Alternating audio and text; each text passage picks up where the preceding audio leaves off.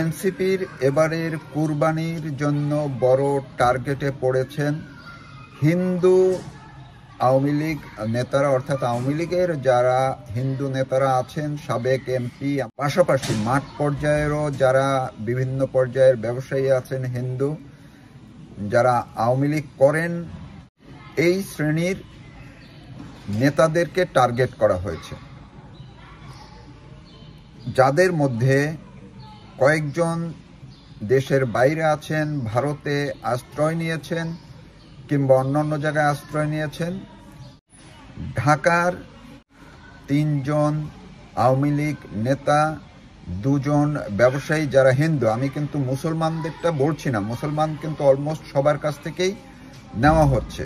পুরান ঢাকার 2 জন ব্যবসায়ীর কাছ থেকে নগদ টাকা নেওয়া হয়নি, তাদেরকে 10টি করে গরু দিতে বলা হয়েছে। ঢাকার বাইরেও একইভাবে বরগুনা, ময়মনসিংহ, যশোর, নেত্রকোনা, টাঙ্গাইল, এই জায়গাগুলো থেকে আমি তথ্য পেয়েছি। সেখানেও ফরিদপুরও আছে। এই সব জায়গার নেতাদের, হিন্দু যারা নেতাদের কাছ থেকে 5টা গরু, কোথাও 10টা গরু, কোথাও 20 লাখ টাকা, কোথাও 50 লাখ টাকা দাবি করা হয়েছে। এবং কোথাও কোথাও এই নেতারা নিজেরা যেহেতু আত্মগোপনে আছেন, তারা তাদের প্রতিনিধির মাধ্যমে এই গরু কেউ কেউ কিনে ইতিমধ্যে স্থানীয় পর্যায়ের এনসিপি নেতাদের কাছে হস্তান্তর করেছেন।